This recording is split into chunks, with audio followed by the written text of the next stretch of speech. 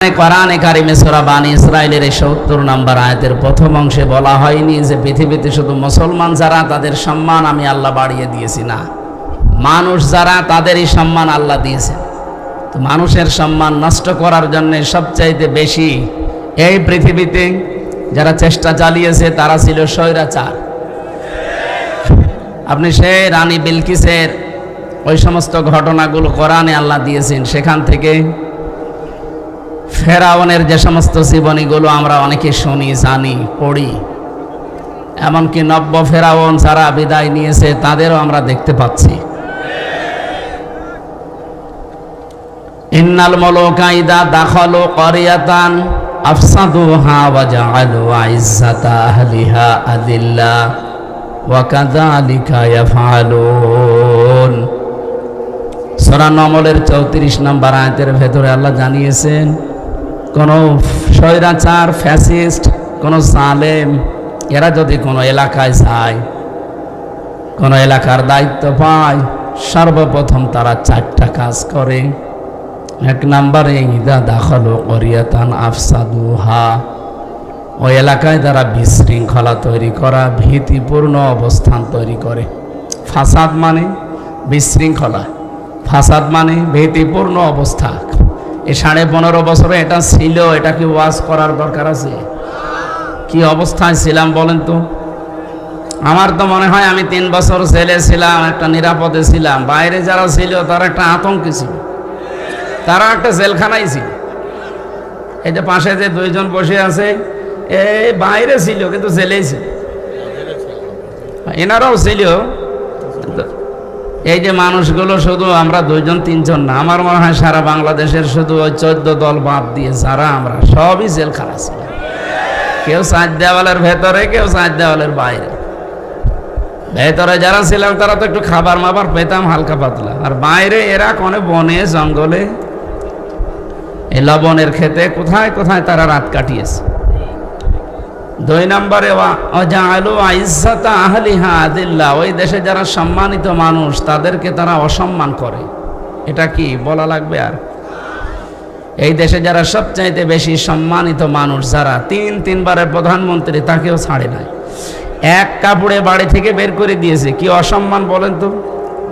এই বিধবা মহিলাটা কি কান্না ওই দিন আপনি দেখেছেন? তামাম দুনিয়া কাঁদছিল, কিন্তু স্বৈরাচার কাঁদে নাই, ও আরো আনন্দ করেছে।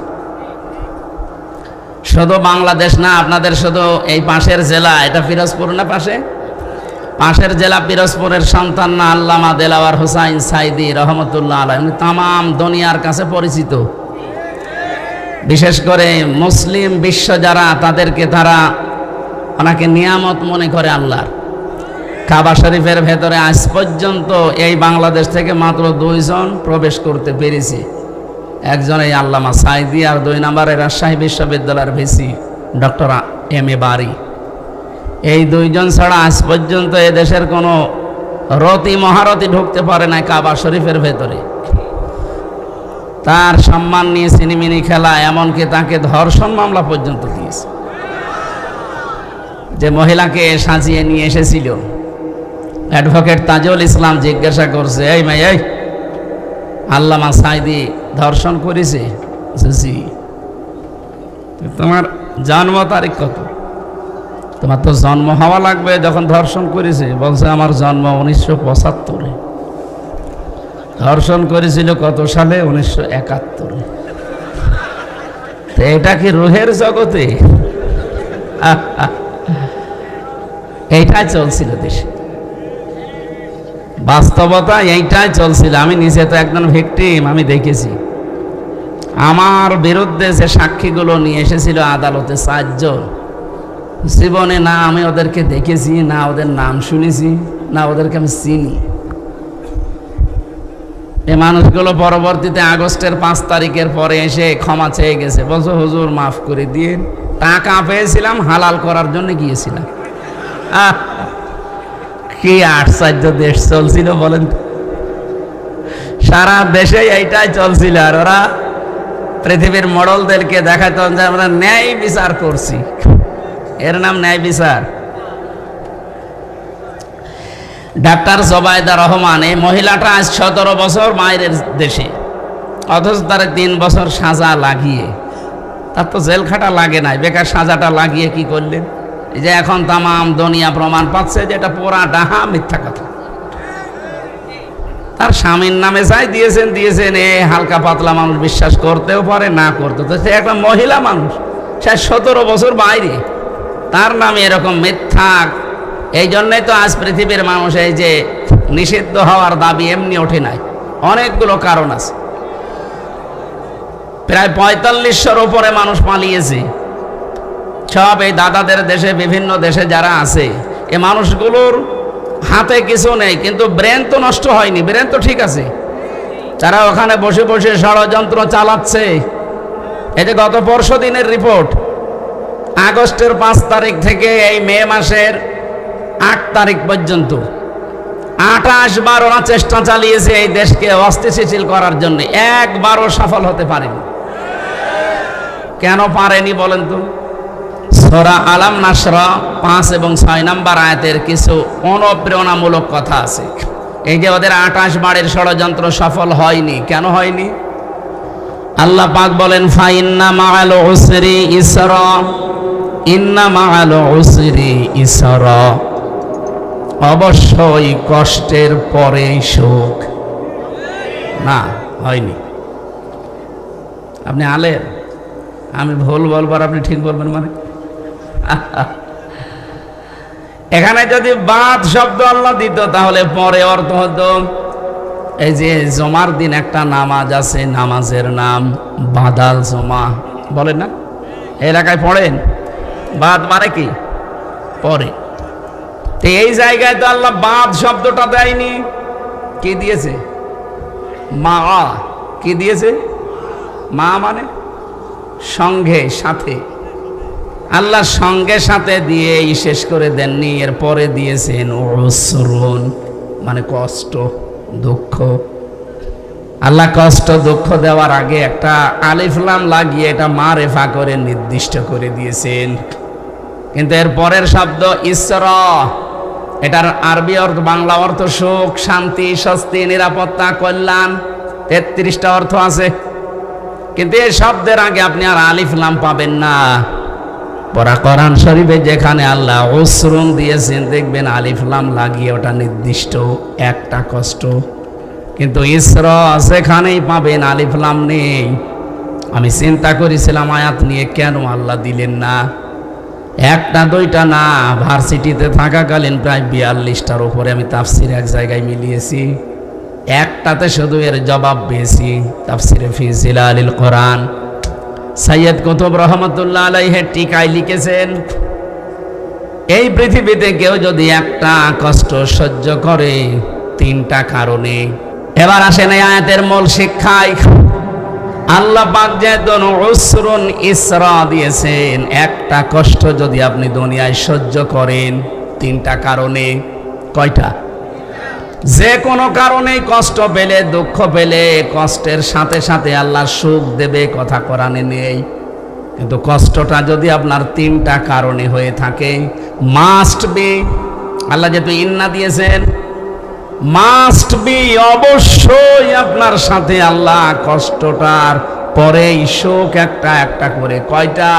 কমপক্ষে 70টা। 70টা সুখ ওর সাথে আল্লাহ মিল করে রাখবে, একটার পর একটা শান্তি সুখ আপনি পেতেই থাকবেন। আমি আবার বলছি, কষ্ট পেলেই কিন্তু হবে না, কষ্টটা পাওয়া লাগবে। কয় কারণে? আরো জোরে। আমি নাম ধরেই বলছি, হাসিনা সেদিন বিদায় নেয়, কষ্ট পায়নি, না পেলে কাঁদছিল কেন? কি কন্দন দেখেছেন? আমার মনে হয় স্বামী মরে গেল, মহিলা তো কাঁদেনি, 2 দিন কাঁদছিল। তার মানে কষ্ট পেয়েছে না পায়নি? কষ্ট পেলেই শোক পাবেন না। কয়টা কারণে বললাম? 1 নম্বরে আপনার কষ্ট যদি হয় আল্লাহর জন্যে, 2 নম্বরে আপনার কষ্ট এই দুনিয়ায় যদি হয় রাসূলুল্লাহর জন্যে, 3 নম্বরে আপনার কষ্ট যদি হয় মানবতার জন্যে। এই 3টা কারণে যদি একটা কষ্ট আপনি ভোগ করেন, মাস্ট বি, এর সাথে সাথে আমার আল্লাহ 70টা সুখ শান্তি আপনাকে দেবে। এ ওয়াদা মিথ্যা হতে পারে? সিস্টেম অপর পৃষ্ঠায় দেখুন, যেহেতু আল্লাহ এটা রিপিট করেছেন এই জন্য পরের শব্দটা কি, ইন্না মাআল উসরি ইসরা, অবশ্যই কষ্টের পরে সুখ। এ কথা আল্লাহ ডবল করে বললেন কেন? আপনি আগেরটা শুনলে যেমন ভালো লেগেছে আপনার যে কষ্টের সাথে, তাহলে সুখ আছে 70। ঠিক এইরকম ভাবে কোন মানুষ যদি একটা সুখ ভোগ করে, একটা শান্তি দুনিয়ায় পায়, কিন্তু শান্তি আর এই সুখ যদি হয় অবৈধ, অবৈধ সুখ নেই দুনিয়ায়। যারা পরকীয়া প্রেম করে শান্তি নেই, সুখ নেই না? এলাকায় এসব চলে না? চলা তো দরকার। যারা এগুলো করেন বলেন তো তাদের কি সুখ শান্তি না পেলে এমনি করে? তারা 2-3টা ছেলে মেয়ে রেখে ধুয়ে চলে যাচ্ছে আল্লাহর রাস্তায়, তার মানে সুখ অবশ্যই পেয়েছে না পায়নি? হ্যাঁ, এ কি বৈধ সুখ না অবৈধ? আরো জোরে বলেন। এক একটা অবৈধ সুখ ভোগ করলে অশান্তি পাবেন কয়টা? কমপক্ষে 70টা।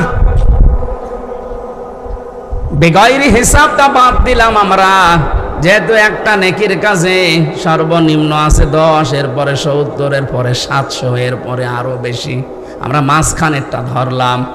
আপনি হিসাব করে বলেন, এক একটা অবৈধ সুখে যদি 70টা অশান্তি, কষ্ট, অপমান, অপদস্থ, অকল্যাণ, দুঃখ আল্লাহ দেয়, এই 15.5 বছরে যারা ছিল তারা কি বৈধ ভাবে না অবৈধ? আমি বাংলায় বলছি কারণ আমি নিজে, আমার 33 বছর বয়স, 92 সালে আমার জন্ম। আমি 3বার ভোট দিতে পারতাম 18 বছর থেকে শুরু করলে, একবারও পারি নাই। কি? আরে ভাই, আমি একবার না জেলখানায় ছিলাম, মাফ করে দিলাম, বাকি 2বার। একবারও যখন পারি নাই, তাহলে যারা ছিলেন আপনারা অবৈধ ছিলেন। আমার নিজেরটা, আপনারটা যা বলবেন বলেন।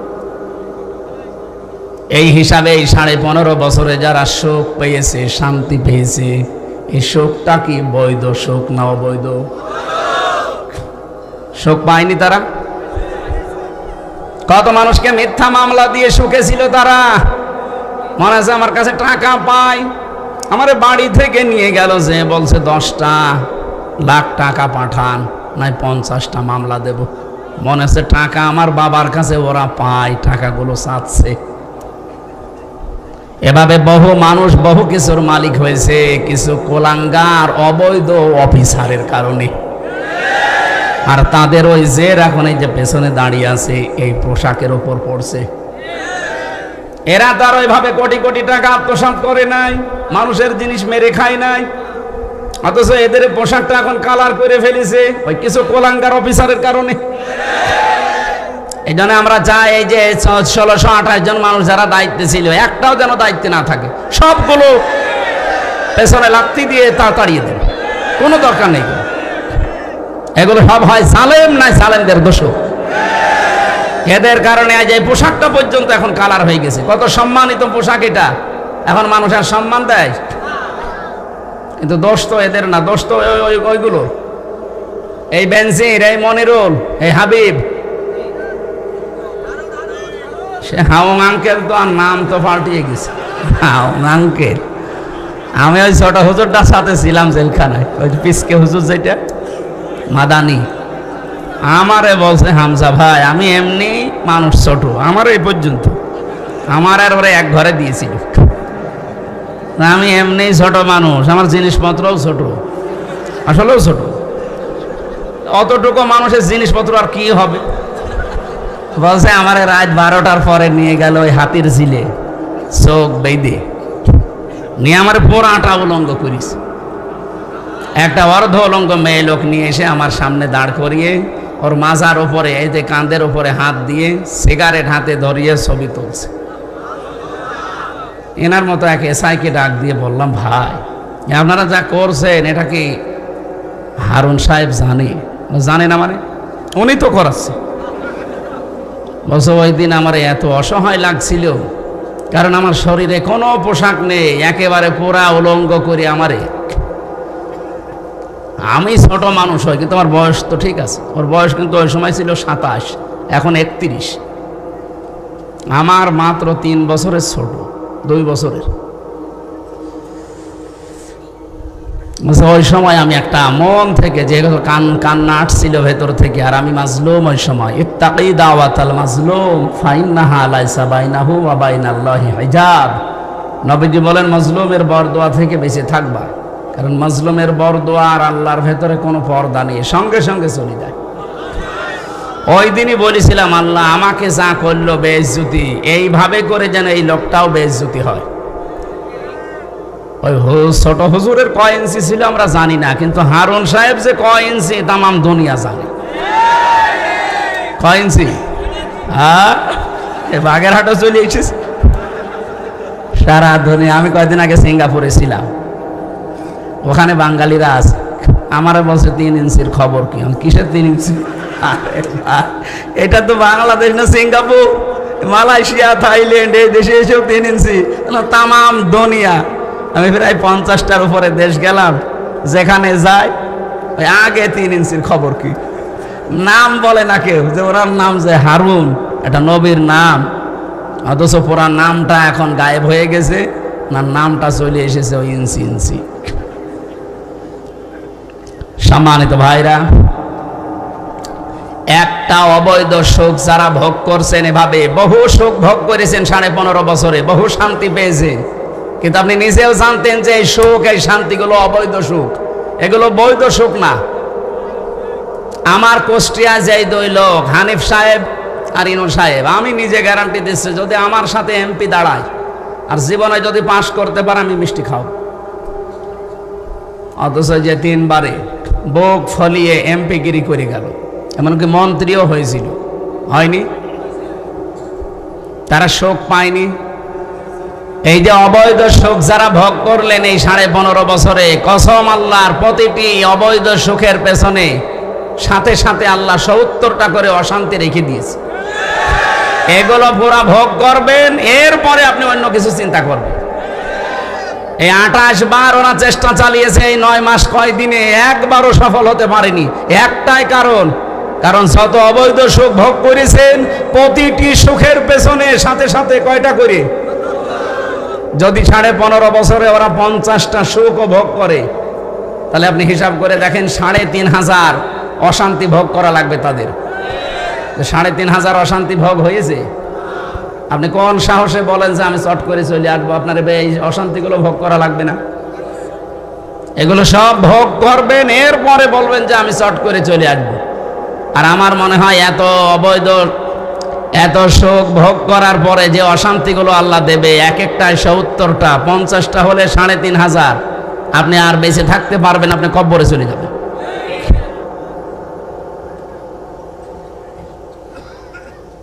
এখানে যারা আছে এই মানুষগুলো ওখানে বসে বসে, ওদের ব্রেন তো ঠিক আছে, ওদের মেধা এখনো নষ্ট হয়ে যায়নি। এই মেধা দিয়ে, এই ব্রেন দিয়ে ওখান থেকে বিভিন্ন চালতেছে, বিভিন্ন ষড়যন্ত্র পাঠাচ্ছে। এ কারণেই তো দেশের লোক এখন সব একদল হয়ে গেছে যে না, ও যতদিন পর্যন্ত বাইরে বৈধভাবে থাকবে ততদিন আমরা শান্তিতে নেই। দেশের লোক আমরা চাই এরা যেন নিষিদ্ধ হয়ে যায়।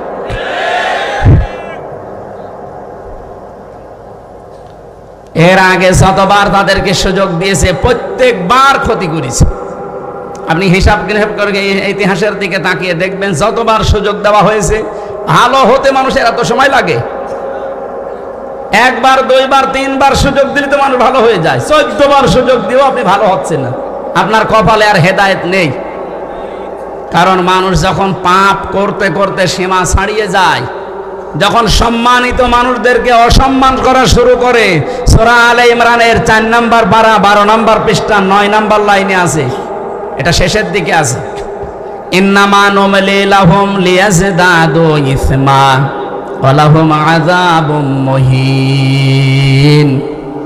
রব্বুল আলামিন বলেন, মানুষের পাপের বোঝা যখন ছাড়িয়ে যায়, তখন আমি তাকে অপমানজনক শাস্তির ভেতরে ফেলে দেই। এজন্য তামাম দুনিয়া এখন ঘৃণা করছে। আজকের রিপোর্ট পেলাম, আন্তর্জাতিক একটা রিপোর্ট দিয়েছে আমেরিকা, 257টা দেশ মিলে, আজকে 12:30টার সময় পেলাম। তামাম দুনিয়ায় 3 জন মানুষ ঘৃণিত এখন সারা দুনিয়ায়, সবাই ঘৃণা করে তাদের। 1 নম্বরে হাসিনার নাম এসেছে। বলছে সুবহানাল্লাহ। যাই হোক, আপনাদের পাশের জেলার মানুষ না? সুবহানাল্লাহ বলছেন কোন কারণে? নাউজুবিল্লাহ বলেন। 2 নম্বরের তার নাম এসেছে, ওনার স্বামী নামে এখন পরিচিত, এই মোদি। পৃথিবীর নিকৃষ্ট মানুষ এই লোকটা। এরে মানুষ বলা ঠিক না, এরে বলা লাগবে জানোয়ার। কারণ এই দুনিয়ার ইতিহাস সে পাল্টিয়ে ফেলেছে। আল্লাহর ঘর মসজিদ ভাঙা আরম্ভ করেছে এই মোদি। আর কথা বলেন না কেন? আজ পর্যন্ত পৃথিবীতে এই দুঃসাহস কেউ দেখাতে গিয়েও পারে নাই, আর অথচ এ কাজ করে ফেলেছে অলরেডি। এর আগে 1500 বছর আগে একবার আল্লাহর ঘর ভাঙতে এসেছিল, পারে নাই। কে? আব্রাহা। এ অলরেডি কতগুলো ঘর ভেঙেছে। আজকেও দুপুরবেলা একটা ঘর ভেঙেছে। মসজিদ গুলো ভাঙতেছে আর ধোয়া ধোয়া তুলতেছে যে এর নিচে 500 বছর আগে নাকি মন্দির ছিল। পাকিস্তানের সাথে পারে না। আজকে অলরেডি বিকাল বেলা দেখলাম যে আমরা আর যুদ্ধ চাই না, আমাদের সব আমরা গুটিয়ে নিলাম। কেন? এখনই কেন? গরুর মদ খাওয়া জাতি তো। আমার এই দেশে যখন কথা বলতে দেয়নি, বিশেষ করে এই 15, 16, 17, 18, 19, 20 এই সালগুলোতে আমি বেশিরভাগ ছিলাম এই কলকাতা, আসাম, এই সমস্ত দেশে।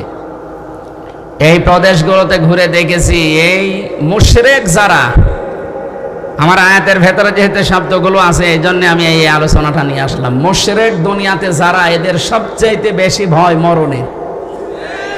যে কোনো ভাবে একটু মরণের ভয় দেখাবেন, পাগল হয়ে যাবে। আপনাকে বাপ না, আপনাকে দোলা ভাই বলবে। আমি লালমনিরহাটে একবার একটা বর্ডার এলাকায়, এই যে বিজিবি যারা আমাদের আছে এখন, বিডিআর, ওরা মাত্র 11 জন মিলে এখানে দায়িত্বে আছে। বর্ডারের ওই পাশে আছে ওরা 22 জন। ওনারে আমি জিজ্ঞাসা করলাম ওনারা কয়জন আছে? বলছে আমরা মুসলমান এখানে আছি 11 জন। আর ওই কোলে ওরা আছে প্রায় 22 জন। তা আপনাদের ভয় লাগে না? ওরা 22 জন, আপনারা 11 জন, যদি আক্রমণ করে পারবেন? হুজুর শুধু দোয়া করে ছেড়ে দেন, ওদের 22 জন না 33 জন হোক, ওদের একেবারে বাপ বলাবো, শুধু দোয়া করে ছেড়ে দেন। পারে না। এই জন্য পাকিস্তানের সাথে আজ পেরে দিচ্ছে না কেন? কারণ যে কয়টা পাঠিয়েছে, 40 জনকে গতকালকে পাঠিয়েছিল পাকিস্তান, সব লিখিত সই নিয়ে যে আমরা মরবো এই সিদ্ধান্ত নিয়ে, আল্লাহর নামে সই নিয়ে যা। ওরা একজনও মরে নাই, সব আক্রমণ করে আবার ফেরত এসেছে। ওরা সাহস এমনি পায়নি। এর 3 দিন আগে, মাত্র 3 দিন আগে, প্রথম যেদিন আক্রমণ চালাবে ওই দিন ক্যাপ্টেন তার বাবা আর্মির যিনি চিফ আছে তাকে ডাক দিয়ে বলেছে, দেখেন আমার ছেলে আমি যুদ্ধের ময়দানে পাঠাচ্ছি দেশ রক্ষার জন্যে, মানবতা রক্ষার জন্যে। কারণ ওরা মিথ্যা, প্রথমেই মিথ্যার উপরে ভর করে ওরা যুদ্ধ চালাতে চায়। এই ইন্ডিয়া 54 বছর আমাদেরকে দাঁড়াতে দেয়নি, পুরাটা মিথ্যার উপরে। পাকিস্তানের ওপরও মিথ্যা তথ্য দিয়েছিল যে আমরা জঙ্গি ঘাঁটিতে বিমান হামলা করছি। তা আপনি মসজিদ ভাঙলেন কেন? আপনি জঙ্গি ঘাঁটি যদি পান সেখানে বিমান মারেন, তামাম দুনিয়া আপনাদের সাপোর্ট দেবে। আপনি মসজিদ ভাঙলেন কেন? মাদ্রাসা ভাঙলেন কেন? শিশু মেরে ফেললেন কেন? এটার জবাব দেওয়া লাগবে না? এই জন্যে পাকিস্তানের দলমত আর নেই, সব এক হয়ে গেছে। এরা এক হয়ে, এমনকি আর্মির প্রত্যেকের বাবা এসে এসে বলছে আমার ছেলেকে আমি পাঠিয়ে দিলাম মানবতার জন্যে, ইসলামের জন্যে, দেশ রক্ষার জন্য, যান। কিন্তু আমার ছেলে যদি পেছনে গুলি লাগে, আমার ছেলেকে নিয়ে আসবেন না, ওরে সাগরে ফেলে দেবেন, বন জঙ্গলে রেখে আসবেন, ওরকম ছেলে আমার দরকার নেই। ছেলের যদি সামনে গুলি লাগে আমার কাছে নিয়ে আসবেন। ও ক্যাপ্টেন মারা গেছে, ওনারে নিয়ে আসার সময় বাবা জিজ্ঞাসা করছে নিয়ে আসলেন মানে? বলছে বাবা আপনি যা বলেছিলেন ওই কথা আমরা ঠিক রেখেছি, আপনার এই ছেলের পেছনে একটা গুলিও লাগে নাই, বুকে লেগেছে 22টা গুলি লেগেছে। এদের সাথে গরুর মদ খাওয়া লোক, শুকর খাওয়া লোক এরা পারবে? এখন বাধ্য হয়ে সেই মাছ না পেয়ে ছিপে কামড় দেবে, আমাদের এদিকে ওরা টার্গেট নিতে পারে। এজন্য সাবধান থাকা লাগবে। কি কথা বলছেন? সাবধান থাকা লাগবে। ওয়ালা তাজিদান্নাহুম আহরাসান নাসি আলা হায়াতি ওয়া মিনাল্লাযিনা আশরাকু, সূরা বাকারার ভেতরে আছে, হে নবী ওয়ালা তাজিদান্নাহুম, লামে তাকিদ নুনে সাকিলা, আল্লাহ গ্যারান্টি দিয়ে জানিয়েছেন, কারণ বানিয়েছে কে? উনি বানিয়েছে, উনি জানে না আপনার মনের খবর? ও মুশরিকদের মনের খবরও জানে। এই জন্য জানিয়েছেন যে দুনিয়ায় সবচাইতে বেশি মরণকে ভয় পায় দুইটা জাতি। এক নম্বরে মুশরিক। কারা? আহরাসান নাসি আলা হায়াতি ওয়া মিনাল্লাযিনা আশরাকু। এই পৃথিবীতে সবচাইতে বেশি জীবনের উপরে মায়া মহব্বত দেখতে পাবেন মুশরিকদের। এই জন্য ওদেরকে যদি একটু দুই একটা ফেলে দেওয়া যায় না, ও জীবনের মতো আর মাথা উঁচু করে দাঁড়াতে পারবে না। আমরা যে কথা বলতে চাই যে 28 বার আপনারা চেষ্টা চালিয়েছেন, একবারও সফল হতে পারেননি। 2800 বার চেষ্টা করলেও পারবেন না, কারণ 3500 বার কষ্ট পাওয়া লাগবে, দুঃখ পাওয়া লাগবে, এরপরে তো শান্তির মুখ চোখে দেখবে। কোরআনের আয়াত আমরা 100% বিশ্বাস করি, করি কিনা? সেই বিশ্বাস নিয়ে বলছি, যারা দুনিয়ার মানুষের সম্মান নিয়ে সিনিমিনি খেলেছে এতদিন, আগামীতে যারা এই দেশের দায়িত্বে আসবে, কেউ যেন মানুষের সম্মান নিয়ে সিনিমিনি খেলতে না পারে, সেই ব্যবস্থা এই দেশে করা লাগবে ইনশাআল্লাহ। আজকের মাহফিল যেহেতু সবার জন্য, সবাইকে সামনে নিয়ে কোরআনে কারীম গুরুত্বপূর্ণ একটা সূরার 4 ভাগের 1 ভাগ পড়েছি। একটা আয়াতের মাত্র 4 ভাগের 1 ভাগ। আমার এই মাথার ভেতরে আয়াত নিয়ে যত তথ্য আছে, কিয়ামত পর্যন্ত দিলে ওই তথ্য শেষ হবে না, এত তথ্য আল্লাহ ঢুকিয়েছেন। আমরা চেষ্টা করবো এগুলো ডেলিভারি দেওয়ার। আল্লাহর শুকরিয়া আদায় করছি জবান খুলে আলহামদুলিল্লাহ। দরুদ আর সালাম পাঠ করছি আমাদের নবী মুহাম্মদুর রাসূলুল্লাহ সাল্লাল্লাহু আলাইহি ওয়াসাল্লামের প্রতি, যাকে আল্লাহ 3টা মিশন আর ভিশন দিয়ে দুনিয়ায় পাঠিয়েছিলেন। নবীজির মিশন কয়টা? আরো জোরে বলেন তো। নবীর মিশন যদি 3টা হয়, আমরা উম্মত, আমাদের ওই 3টা হওয়া দরকার না? নাকি ওই 4টা করবেন? না, 3টাই আমাদের মিশন। 1 নম্বরে তাওহীদ প্রতিষ্ঠা। এটা আপনার জীবনের মেন মিশন আর ভিশন বানিয়ে নেবেন। কিয়ামতের ময়দানে আল্লাহ রাব্বুল আলামিন তাওহীদ প্রতিষ্ঠায় যদি আপনাকে দুনিয়ায় দেখেন, অন্য কোনো আমল আখলাক যদি কমও থাকে আল্লাহ মাফ করে দেবেন।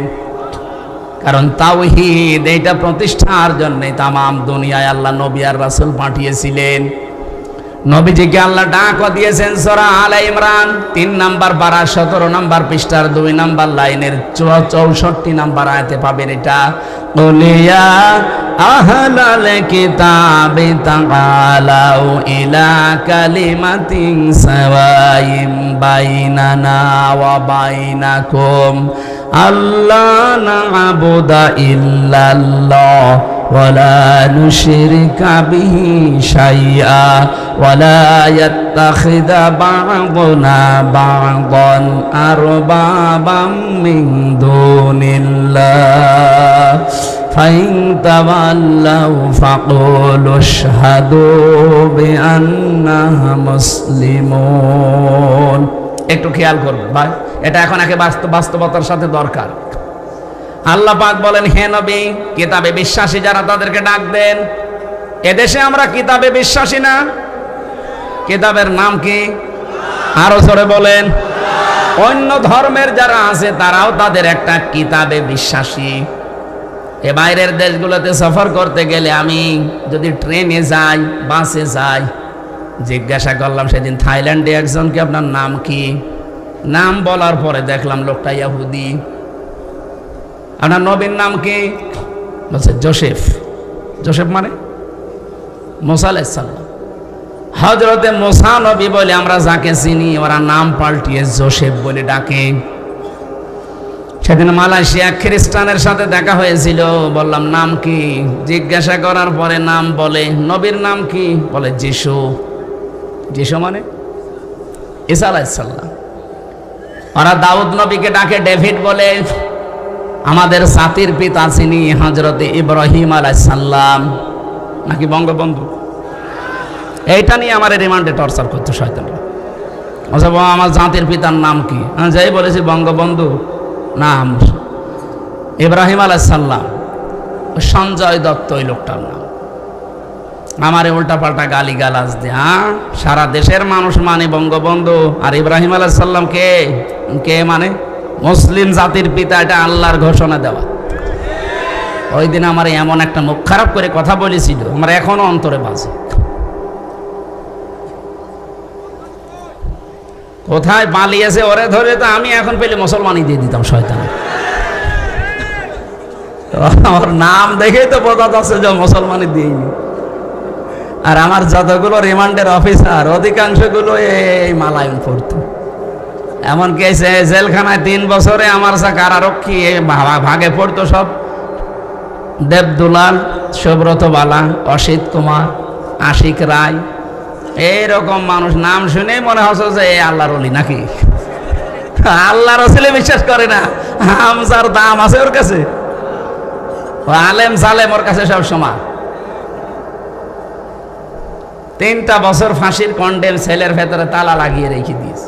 একদিন মাঝে মাঝে হিন্দু তো কিছু বলাও যায় না, একদিন বললাম যে দাদা সারাদিন শুধু এই যে 24 ঘন্টা তালা লাগানো, একটু বাইরেও যেতে দিন না, আবার সিসি ক্যামেরা লাগিয়ে রেখেছেন, কেউ যেন আমার সাথে কথা না বলে। একটা কথা হইল, আপনার মানবতা নেই। আচ্ছা কি হুজুর কি বলবেন বলেন, আমাদের একটা বই নিয়ে এসেছেন অন্তত পড়ি। ওরে আল্লাহর ওলি বই নিয়ে এসেছে বঙ্গবন্ধুর আত্মজীবনী। ও ছাতা পড়ে আমি করবো কি? পরে বলছে ভালো বই নিয়ে আসবো, পরে নিয়ে এসেছে বঙ্গবন্ধুর ছেলেবেলা। হলো কার কাঁঠাল পেড়ে খেয়েছে, আম পেড়ে খেয়েছে, সেই কথা লিখা হইতা পড়ে আমি কি পাবো ভেতরে?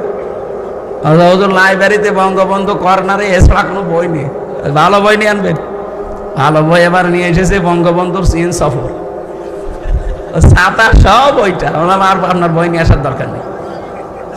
ওই ইমেল বিল্ডিং এ একজন আছে এটিএম আজহারুল ইসলাম, যার মুক্তির জন্য অনেকে তাল বাহানা করছে। দায়িত্বে যারা আছেন, এই যে তারিখ যেটা দিয়েছেন, এই তারিখে যদি সত্যি বাঙালিকে হাইকোর্ট দেখাতে চান না, এবার কিন্তু দেওয়ালে পিঠ থেকে গেছে। আর আগস্টের 5 তারিখ কি শেষ হয়ে গেছে? আমরা চাই এই নির্দোষ মুসলিম মানুষটাকে এই তারিখে যেন আর কোনো তাল বাহানা না করে মুক্ত জীবনে ছেড়ে দেওয়া হবে। এটা চান না আপনারা? চান না?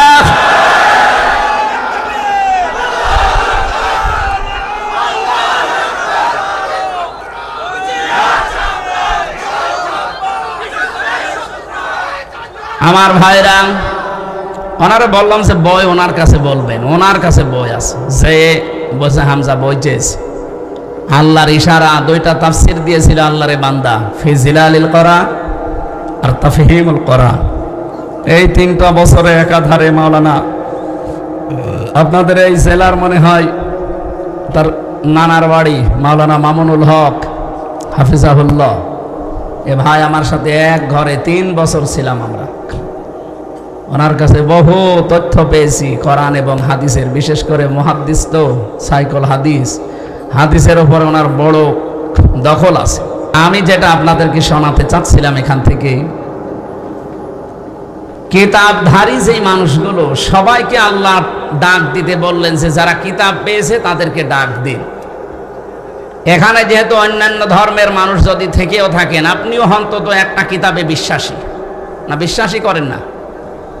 যে ধর্মের লোক হোক, 4500 ধর্মের লোক এখন দুনিয়ায় বাস করছে, যে কোনো ধর্মের মানুষ হোক, তার ধর্মীয় কিতাব আলাদা আছে। আমাদেরটা যেমন, নাম কি? কোরআন। বলেন বলেন। আল্লাহ সব কিতাবধারীদেরকে ডাক দিতে বললেন, কলিয়া হালাল কিতাব, হে নবী আপনি বলেন, হে কিতাবওয়ালারা, তাআলাও আসো, ইলা কালিমাতিন, একটা কথার দিকে। আল্লাহ কালিমা 3 দিয়েছেন, মাত্র একটা কথার দিকে আসো। সাওয়াইম বাইনানা ওয়া বাইনাকুম, যেটা আমাদের জন্য তোমাদের জন্য সমান হবে, কারো উপরে কোনো বৈষম্য নেই, পক্ষপাতিত্ব নেই, এটা সমান হবে। আসো এই দিকে। কি সেটা? আল্লাহ না'বুদা ইল্লাল্লাহ, আমরা দলমত জাতি বর্ণ ধর্ম নির্বিশেষে সবাই এই কথার উপরে ঐক্যবদ্ধ হই যে আল্লাহ ছাড়া কারো ইবাদত আজকে থেকে করব না। আপনি পৃথিবীর সব ধর্মের কাছে যান, ওরা সবাই এইটাই চায়। বিপদে পড়লে কিন্তু তখন আর দুর্গার কথা, সরস্বতীর কথা মনে থাকে না। আমি ছোটবেলায় বরিশালে পড়তাম যখন, ওই সময় ব্রিজ ছিল না, ট্রলারে যাওয়া লাগতো, লঞ্চে। নৌকা পেয়েছি, যাচ্ছিলাম, হঠাৎ মাঝখানে যেয়ে দেখি ঝড় উঠেছে, কাঁপতেছে নৌকা। আমরা যারা মুসলমান আছি বলছি লা ইলাহা ইল্লাল্লাহ লা ইলাহা ইল্লা আনতা সুবহানাকা ইন্নী কুনতু মিনাজ জালিমিন। আল্লাহ পাশে এক দাদা আর দাদি বসে আছে, ওই যে গলায় কি দেওয়া থাকে চেনা যায়। ওরা দেখি বলছে লা ইলাহা ইল্লাল্লাহ। কি গো? জিজ্ঞাসা করলাম, দাদা দেখে তো মনে হচ্ছে অন্য ধর্মের লোক, কালেমা পড়েন মানে? মুসলমান হয়েছেন কবে? এখনো হয়নি। কালেমা পড়েন কেন? আমারে বলছে দেখো যে ঝড় উঠেছে, এ ঝড়ে মা কালী দুর্গার কাজ না, এ আল্লাহ লাগবে। এখানে কালী দুর্গা দিয়ে আর হবে না, আল্লাহ লাগবে। সবাই এটা বিশ্বাস করে যে একজন আছে, কিন্তু বাপদাদার ধর্ম মানতেছে মানতেছে মানতেছে, এ কারণে হয়তো ফিরে আসতে পারে না। এজন্য সবাই যেহেতু একজনের ওপরে আছি আমরা, আপনি ইহুদিদেরকে বলেন হয়তো তারা 3 খোদা 2 খোদায় বিশ্বাসী, ওরা বলে আল্লাহ একজন আছে কিন্তু তার ছেলে আছে উযাইর আলাইহিস সালাম। খ্রিস্টানরা তৃতীয়বাদে বিশ্বাস করে, আল্লাহ একজন আছে জানি কিন্তু তার স্ত্রী আছে মারিয়াম, তার ছেলে আছে ঈসা। বলেন নাউজুবিল্লাহ। কোরআনে কারিমে আল্লাহ তাদের বর্ণনাও দিয়েছেন বিভিন্ন জায়গায়। আল্লাহ এজন্য সূরা ইখলাস নাজিল করে আমাদেরকে শুনিয়েছেন, কুল হুয়াল্লাহু আহাদ আল্লাহুস সামাদ লাম ইয়ালিদ ওয়া লাম ইউলাদ ওয়া লাম ইয়াকুল লাহু কুফুয়ান আহাদ। বলেন আল্লাহু আকবার। হে নবী আপনি বলেন আল্লাহ কয়জন? আরো জোরে বলেন। তিনি অভাবহীন, তার কোনো অভাব নেই। তিনি কাউকে জন্ম দেননি, তাকেও কেউ জন্ম দেয়নি। তার সমকক্ষ আকাশ আর জমিনে আর কেউ নেই। এই 4টা জিনিসের উপরে আমাদের ঈমান। আমরা যারা ঈমানদার দাবি করছি এই 4টা জিনিসের উপরে, এই দেশে অন্য কিতাবের বিশ্বাসী যারা, তারাও অন্তত একজনকে বিশ্বাস করে বিপদে পড়লে। সেদিন যশোরের কলেজের এক অধ্যাপক বিসিএস ক্যাডার, ওনারে বললাম যে স্যার আপনার মুসলমান হওয়া লাগবে না, আমি আপনাকে জোর করে মুসলমান বানাতে ইচ্ছা করলে বানাতে পারতাম। কারণ এই দেশে আপনারা মাত্র 4-5 ভাগ, আর আমরা শুধু মুসলমানই 92 ভাগ। ভারতে যেমন চিটারি করে বাটপারি করে অত্যাচার জুলুম নির্যাতন করে তারা কি চালাচ্ছে আপনারা দেখতে পাচ্ছেন। আমরাও করলে করতে পারতাম, কিন্তু আমাদের ধর্মে এটা নেই। লা ইকরাহা ফিদ্দিন। আমাদের ধর্মে বাড়াবাড়ি আছে, জোর জবরদস্তিও নেই। তা আপনাকে আমি একটা আহ্বান জানাই, আপনি আমাদের ধর্মীয় গ্রন্থ কোরআনে কারিম, এটা বাংলায় অথবা ইংরেজিতে একটু ভালো করে পড়বেন, বুঝে বুঝে।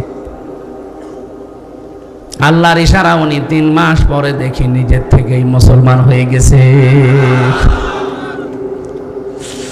এই জন্য সবাই জানে যে একজন আছে, শুধু বিবেকটা একটু হালকা কাজে লাগালেই এ পৃথিবীর কোনো মিথ্যা ধর্মে মানুষ আর থাকবে না। কিন্তু বিবেকটা কাজে লাগে না, এই জন্যে মানুষ আসতে চায় না। এই যে গিরিশচন্দ্র সেন, আপনি কি মনে করেন লোকটা কি জ্ঞানী কম ছিল কোরআনের উপরে? কোরআনের বঙ্গ অনুবাদ করেছে, তাফসিরও লিখেছে। এখানে শামীম ভাই সহ যত অফিসার বলেন, যত আলেম ওলামা আছে, আমি গ্যারান্টি দিলাম পড়া কোরআনের প্রতিটি শব্দের অর্থ আপনার জানা আছে। কথা আপনি বলতে পারবেন না, পারবেন, কেউ পারবেন না। আমি পড়িয়েছিলাম বিশ্ববিদ্যালয়ে থাকাকালীন পুরাটা, কিন্তু আমার মনে নেই। এখন আমার আবার দেখা লাগবে।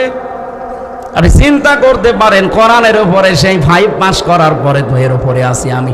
আমার এর উপরে অনার্স মাস্টার্স করা, আমি ডক্টরেটও করব এর উপরেই, আমার কাম এলো করা এর উপরেই, সারা জীবন চলছে এর উপরে। অথচ আমার এখনো আয়ত্ত হয়নি। কতবার যে পড়া কোরআন শরীফ খতম করেছি আমি জানি, আর আমার আল্লাহ জানে। এরপরও আমার আয়ত্ত নেই। আর তাফসির করতে গেলে যারা লেখে তাফসির জিজ্ঞাসা করেন, এক একটা শব্দের একাধিক অর্থ আপনার জানা থাকা লাগবে, নয়তো আপনি তাফসির করে মিলাতে পারবেন না। দরবা শব্দের অর্থ কোনো জায়গায় মারা, কোনো জায়গায় সফর করা, কোনো জায়গায় দৃষ্টান্ত দেওয়া।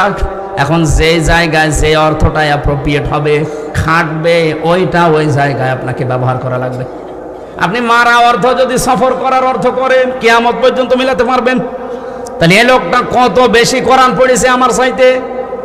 আমার চাইতে কোরআন বেশি পড়েছে, বেশি বুঝেছে, বেশি লিখেছে, কিন্তু লোকটা মারা যাওয়ার পরে তাকে কিন্তু আর কবরে দেওয়া হয়নি, জানাজাও হয়নি, পুড়িয়ে ফেলেছে। আপনি নরসিংদী যান, শিবপুরে এখনো পর্যন্ত তার প্রত্যেক ভিটা আছে। কি বুঝলেন এখান থেকে? এই লোকটার সব ছিল কিন্তু মন ছিল না। কারণ হেদায়েত পাওয়ার জন্য একটা মন লাগবে। ওই মন যদি কারো না হয়, আল্লাহ জোর করে হেদায়েত দেবে না। আল্লাহ ইচ্ছা করলে কিন্তু পারে, কিন্তু উনি ইচ্ছা করেন না। স্বাধীনতা আপনাকে দিয়ে দিয়েছে আর পাঠিয়েছে আল্লাহর এই কালামটা, কোরআনে কারীম। এই যে সূর্যটা আলো দেয়, সূর্যের আলো দুনিয়ায় সবাই পায় না? না, আন্দাজ বলেন কেন? সূর্যের আলো অন্ধ পাবে? অন্ধ যাদের চোখ ভালো নাও পাবে? বলেন। এখন দোষ কি সূর্যের না ওর চোখের? বলেন বলেন। এই দেশে যারা আমরা ইসলামের খাদেম বলে পরিচিত, আমরা সবাই কিন্তু ইসলামেরই খাদেম, কেউ ইসলামের মালিক না। কি ইসলামের মালিক আমরা? ইসলামের খাদেম আমরা। কামলা, লেবার, মনির, জন, পাট যাই বলেন, আমরা খেদমত করে যাচ্ছি। এই দেশে যদি ইসলাম কায়েম হয় তো ভালো, না হলেও আমাদের কোনো লস নেই। আমাদের একটা নির্ধারিত বেতন আছে। ওই বেতনটা কোন দিন আল্লাহ দেবেন? ওয়াবুদ রাব্বাকা হাত্তা ইয়াতিয়াকাল ইয়াকিন। সূরা নাহলের ভেতরে আছে 99 নম্বর আয়াত, 14 নম্বর পারার 6 নম্বর পৃষ্ঠার একেবারে শেষ আয়াত এটা। আল্লাহ পাক বলেন, ইবাদত করতে থাকো ওই দিন পর্যন্ত যতদিন ইয়াকিন না আসে। ইয়াকিন মানে মৃত্যু। যতদিন মরণ না আসবে ততদিন ইবাদত করতে থাকবা। এই জন্য জীবনের শেষ দিন মানে আমি একেবারে যেদিন আজরাইল না দেখবো, এই দিন পর্যন্ত আমার টার্গেট থাকবে কি করি এই জমিনে আল্লাহর বিধান জারি করা যায়। আল্লাহ ছাড়া কারা ইবাদত আমরা রাজি না করতে, যদিও চাপিয়ে দেন ওটা আমরা মানি না। নারী কমিশন যেগুলো চাপিয়ে দিয়েছে 318 পৃষ্ঠা পুরাটা আমি পড়েছি। এর ভেতরে কোরআনের 10টা আয়াতের বিরুদ্ধে ওরা সরাসরি লিখেছে। আমি পুরাটা পড়েছি, আমি আন্দাজে বলছি না। এই 3 দিনে পুরাটা শেষ করেছি আমি। 10টা আমার এই ছোট মাথায় 10টা ভুল পেয়েছি, শুধু কোরআনের বিরুদ্ধে। আর হাদিসের বিরুদ্ধে তো আছেই। ওরা প্রথমেই ভুল ধরেছে, এই পৃথিবীতে দেহ আমার, সিদ্ধান্ত আমার। এই কথাটা পুরা কোরআন শরীফের সাথে সাংঘর্ষিক। বিশেষ করে সূরা আরাফ 54 নম্বর আয়াতের মাঝের অংশে আছে, আলা লাহুল খালক ওয়াল আমরু। আল্লাহ বলেন এই জমিন আমার, এখানে সিদ্ধান্ত আমার। আর মহিলারা কি বলতে চায়? যে দেহ আমার, সিদ্ধান্ত আমার। দেহ আপনার হয় কি করে? এ দেহের মালিক আপনি। হালাতা হালাল ইনসানি হাইনুম মিনাদ দাহরি লাম ইয়াকুন শাইয়াম মাযকুরা। আল্লাহ বলেন, আমির হামজা, এমন একটা সময় কি তোমার জীবনে যায়নি যে উল্লেখ করার মতো তুমি কিছু ছিলে না? আমার এই যে 33 বছর, বলেন তো 34 বছর আগে আমি কি উল্লেখ করার মতো কিছু ছিলাম? বলেন। দেহ আমার হয় কি করে? হ্যাঁ, আমার মা বাবা বিছানায় ছিল, এতটুকু তাদের দায়িত্ব। কোরআনে কারিমে সূরা ওয়াকিয়ার ভেতরে আছে তোমার মা বাবা শুধু বিছানায় ছিল, এ দায়িত্বই শেষ। বাকি ওই বীর্য থেকে শুরু করে পর্যন্ত কোনো দায়িত্ব তোমার মা বাবার আর নেই। পুরোটা আমি আল্লাহ নিজে প্রসেস করেছি। আপনি এখানে যদি কম্পিউটার ভেড়াতেন এটা না দিয়ে, আমি আপনাকে এই স্ক্রিনে দেখাতে পারতাম বাবার স্ফলিঙ্গ দিয়ে দ্রুত গতিতে যে পানিটা বের হয়ে যায়। ফালিয়ানজুরিল ইনসানু মিম্মা খুলিকা মিম্মা দাফিকি ইয়াখরুজু মিন বাইনিস সুলবি ওয়াত তারাইব। রব্বুল আলামিন বলেন, মানুষকে একটু ভাবে না, চিন্তা করে না যে কি জিনিস দিয়ে তারে বানালাম। বাবার স্ফলিঙ্গ দিয়ে দ্রুত গতিতে বের হয়ে যাওয়া নাপাক পানিটা মায়ের রেহেমের ভেতরে জমা হয়। বিজ্ঞান এখন দেখিয়েছে, এক ফোঁটা পানি যখন বাবার নাপাক পানিটা বের হয়, এটা মায়ের রেহেম পর্যন্ত যেতে যেতে কমপক্ষে 40 কোটি মানুষ হতে পারে। এটা যদি সব আল্লাহ বাঁচিয়ে রাখতো আর মায়ের পেটে যদি ধারণ ক্ষমতা থাকতো, এক ফোঁটা বীর্যে 40 কোটি মানুষ আল্লাহ বানাতে পারে, সে ক্ষমতা ওর ভেতরে আছে। এগুলো যেতে যেতে মায়ের জরায়ুর দেওয়ালের সাথে ধাক্কা লেগে অধিকাংশ গুলো মরে যায়, পড়ে যায়। শেষ পর্যন্ত আমি ওই জায়গায় গিয়ে পৌঁছিয়েছি। আপনি কেন বললেন যে দেহ আমার, সিদ্ধান্ত আমার? ওই জায়গায় 40 কোটির ভেতরে শুধু আমি একা বেঁচেছিলাম, বাকিগুলো কেউ ওখানে যেতে পারেনি। আমাকে যাওয়ার জন্য আমার মা, আমার বাবাও সাহায্য করেনি। করেছিল কে? ওই জায়গায় যদি আল্লাহ আমাকে আকর্ষণ করে দিতেন, ওই জায়গা থেকে যদি আমাকে ফেলে জরায়ুর দেওয়ালের সাথে ধাক্কা দিতেন, কোন বাবা আপনার এই মুখ দেখাতো? এই তথ্যটা আছে সূরা নাহালের ভেতরে আছে, 14 নম্বর পারা, 14 নম্বর পৃষ্ঠা, 13 নম্বর লাইনের 78 নম্বর আয়াতের মাঝের অংশে আছে, ওয়াজাআলা লাকুমুস সামআ ওয়াল আবসারা ওয়াল আফইদা ইলা আখিরি আয়া।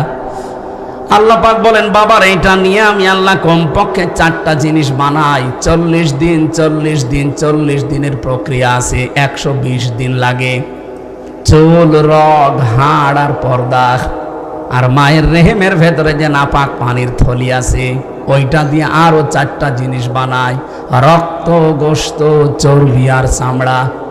4 4 8টা জিনিস যখন এক হয়, তখন ফেরেশতারা বলে, সিদ্ধান্ত চায় আল্লাহ একে কি বানাবো?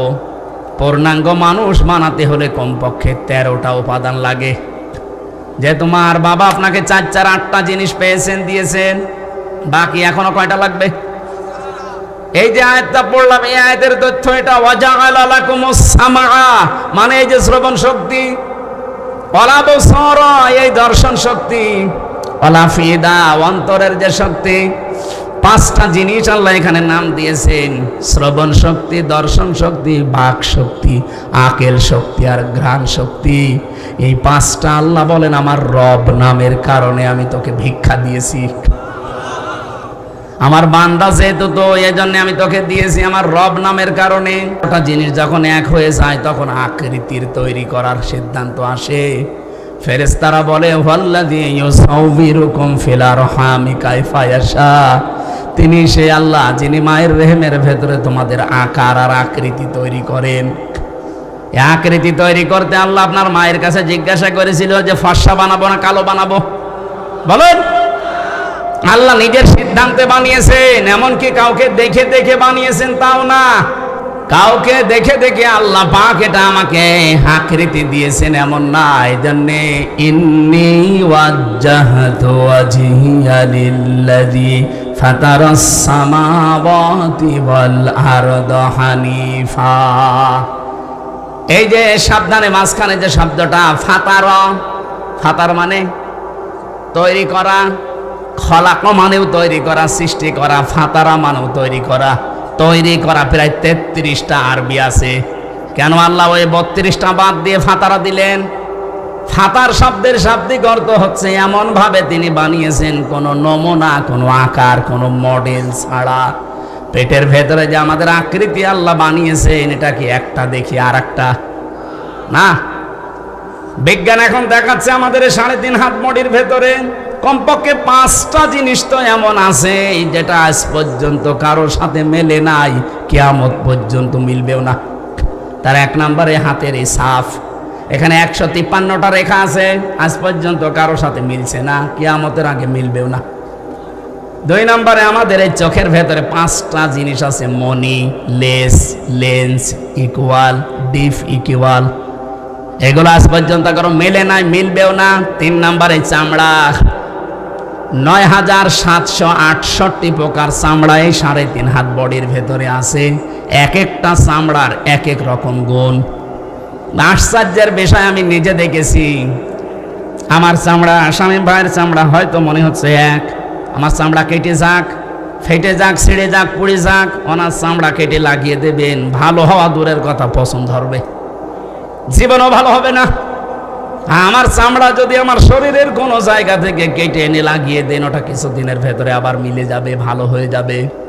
আল্লাহ এখান থেকে একটা তথ্য দিতে চেয়েছেন, ওয়ালা তাজিরু ওয়াজিরাতুন বিজরা উখরা। আয়াতের ব্যাখ্যায় পাবেন, তাফসিরে মাযহারির ভেতরে আছে যে তোর চামড়ার সাথে শামীমের চামড়া মেলে না, আর কিয়ামতের দিন ও তোর পাপের বোঝা বহন করে নিয়ে যাবে। ও বলে তুই বিশ্বাস করিস তুই একটা পাগল আর একটা ভণ্ড। এরকম পাগল আর ভণ্ড দেশে নেই।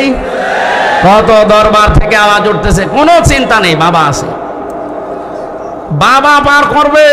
বাবার কি হবে বাবা জানে, আর বাবা ইচ্ছা করলেও পারবে না, কারণ কেউ কারো বোঝা বহন, বলেন বলেন, কেউ কারো বোঝা বহন করবে না। এজন্য কারো উপর ভরসা করবেন না, নিজের কাজ নিজে করে যান। চামড়ার পরে আমি দেখেছি আস্বাদন স্তর। এই যে আমাদের জহব্বার ভেতরে যে স্বাদ নেওয়ার স্তর আছে, বিজ্ঞান এখন জানিয়েছে এই কয়েক ইঞ্চি জহব্বার ভেতরে কমপক্ষে 2 কোটি আস্বাদন স্তর আছে। মানে 2 কোটি খাবার যদি একটার পরে একটা দিতেই থাকেন, ও প্রত্যেকটা খাবারের আলাদা স্বাদ বলে দিতে পারবে, সে ক্ষমতা জহব্বার আছে। আমি বাংলাদেশ সহ বললাম না, কতগুলো দেশ ঘুরলাম, কোন জায়গায় আমি 2 কোটি খাবার একসাথে রান্না পাইনি। আপনি পেয়েছেন? যত নামি দামি হোটেল হোক, আমি বাংলাদেশে এক জায়গায় 120 প্রকার পেয়েছি। গাজীপুরের নিরিবিলি হোটেলে কাপাসিয়ায়, এটা সর্বোচ্চ পেয়েছি 120 প্রকার। ও মালিকের নাম তোতা মিয়া। বললাম যে ভাই কি কি আছে নিয়ে আসেন তো। ও আল্লাহ খাবার নিয়ে এসেছে। এটা কি? কাঁঠালের পাতা ভর্তা। কাঁঠালের পাতা ভর্তা এবার খাবার হইল? বাঁশের পাতা ভর্তা, বেগুনের পাতা ভর্তা, এ সব মিলিয়ে 120 প্রকার। আপনি চিন্তা করেন, সব মিলিয়ে বানাচ্ছে 120 প্রকার। আর আমার আল্লাহ মাত্র কয়েক ইঞ্চি জহব্বার ভেতরে স্বাদ নেওয়ার স্তর দিয়েছেন কত।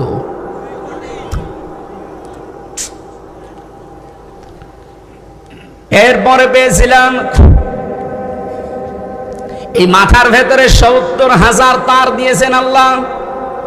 এই প্রতিটি তার শরীরের বিভিন্ন জায়গায় আমার আল্লাহ সেট করে রেখেছেন। শুধু চামড়া খুলে ডাক্তারের কাছে যে দেখবেন কিভাবে আপনাকে ইঞ্জিনিয়ারিং কায়দায় আল্লাহ বানিয়েছে। আল্লাহ বলেন কোনো অস্তিত্ব ছিল না। আমি 40 দিন করে করে যখন খাবারের উদ্রেক দেখা দিল 6 মাসের ভেতরে, তখন আমি আল্লাহ একটা আকৃতি নিজে তোরে বানিয়ে দিলাম। ছেলে না মেয়ে এটা আমার সিদ্ধান্তে। নাকি কেউ সিদ্ধান্ত দিয়েছে? এটা সিদ্ধান্ত দেওয়ার পরে আস্তে আস্তে মায়ের খাবারের নাপাক রক্তটা আমি আল্লাহ বন্ধ করে দিয়ে নাভির ভেতর দিয়ে, এটা আমি তোর নাভির ভেতরে 5 করে বাঁচিয়ে রাখলাম। আমি ইচ্ছা করলে এই নাপাক রক্ত তোর মুখ দিয়ে দিতে পারতাম। ও হামজা, এই পৃথিবীর ময়দানে তোর মুখটা আমি মায়ের পেটে পর্যন্ত পবিত্র করে রাখলাম, যেন এই মুখটা নাপাক না হয়। অথচ দুনিয়ায় আসার পরে দেখি তোর এই মুখটা আর পাক থাকে না, নাপাক হয়ে যায়। কত মানুষ সুদের টাকা খায় এই মুখ দিয়ে। না এলাকায় সুদ নেই? এই যে টাকা ছেড়ে রাখে, মাসে মাসে 1000 টাকা দিলে 100 টাকা বেশি দেয়। এটা যারা করছেন জেনে রাখেন আপনি মায়ের সাথে জেনা করছেন। এ কাজে কারা আছেন হাত তোলেন তো।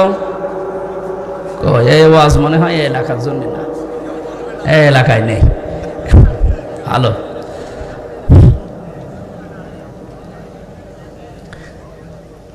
আমি অনেক কিছু খোঁজ নিয়েছি। আমি আসার সময় শুনছিলাম, আমার মনে হয় এখানেও থাকতে পারে, ওয়াজ শুনে যে সুদের টাকা তুলবে। এটা বন্ধ করেন ভাই। মায়ের সাথে জেনা করে নামাজ হয়, রোজা হয়, হজ করতে যান, হজ হয়।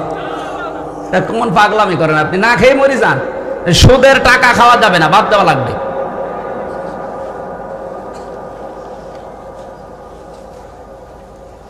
যারা ঘুষ খান, শব্দটা যেহেতু শুনলে বোঝা যাচ্ছে অবৈধভাবে ইনকাম করেছেন আপনি। ঘুষের টাকা এটা হারাম। এই জিনিসটা আপনি মুখ দিয়ে দেবেন, এই জন্য আমার আল্লাহ মুখটা পবিত্র রাখেন নাই। যত নাপাক জিনিস আছে মুখ দিয়ে আজকে থেকে বন্ধ। দরকার আমি এভাবে মরে চলে যাব খবরে, আমি নাপাক কোনো জিনিস আমার মুখ দিয়ে দেব না। এই মুখটা আমার আল্লাহ নিজে মায়ের পেটের ভেতরেও পবিত্র রেখে দিয়েছিলেন। বলেন সুবহানাল্লাহ।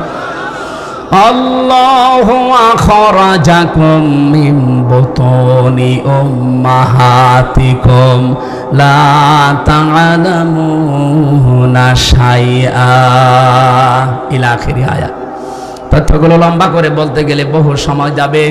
যে তোরা যে সিদ্ধান্তগুলো রায়গুলো দিয়েছে, নীতিমালাগুলো একটাও আমার কোরআনের সাথে মিলছে না, আর কোরআনের সাথে যেটা মেলে না সেটা আমার আল্লাহর পছন্দ।